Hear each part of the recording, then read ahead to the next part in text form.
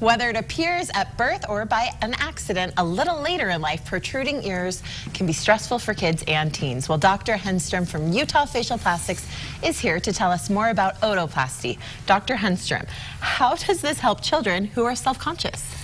Well, unfortunately, children are victims of teasing frequently when they don't look the same as other kids.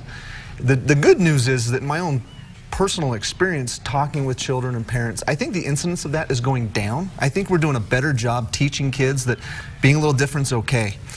But there's a lot of kids and teens who grow self-conscious of whatever factor it is that makes them different than other people. Well, and you say teasing, sometimes it can escalate to bullying.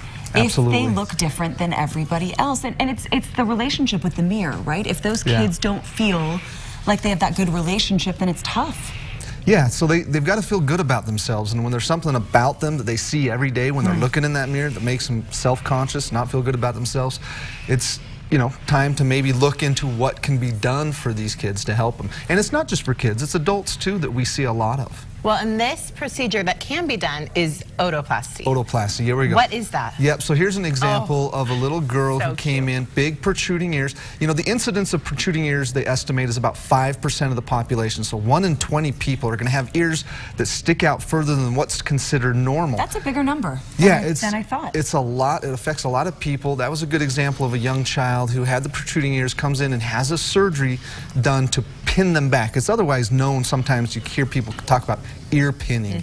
That's what this surgery is. So is it painful, and how well do kids tolerate something like this? It is painful. When we do this procedure on children, we often will take them to the operating room so that they're asleep for the procedure. As kids get older, and they can take some shots and we can numb up the ear, and certainly in the adult population, we'll do most of these procedures in the office.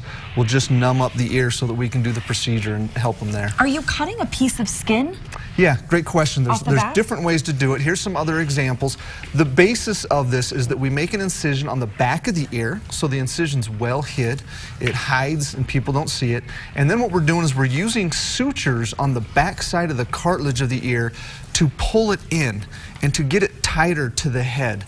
We're also using certain sutures to help form areas of the ear that might not have formed well. Certain folds in the ear can be very unfolded, and when we tighten those sutures, it brings them in and forms new folds in the ear. So here's just some examples of some of the patients that we've had. And these are incredible to see, these results.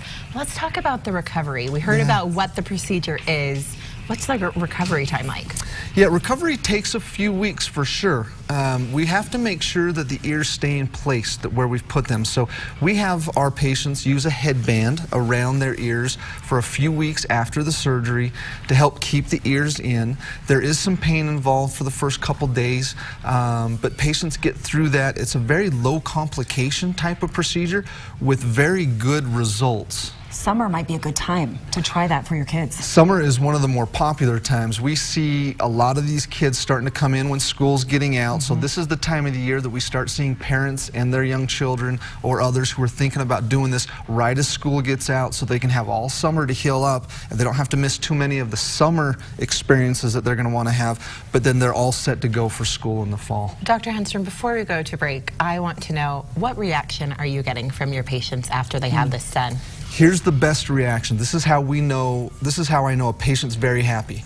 Young girls will come in and they're wearing their hair pulled back and they're showing off their ears. You can do a ponytail. A young boy is cutting his hair short now. They're showing it off. Utah Facial Plastics, everybody. It's the otoplasty procedure. If you'd like to know more about it, please text or call that phone number on your screen, or you can go to utahfacialplastics.com. Dr. Henstrom, good to see you. Thanks.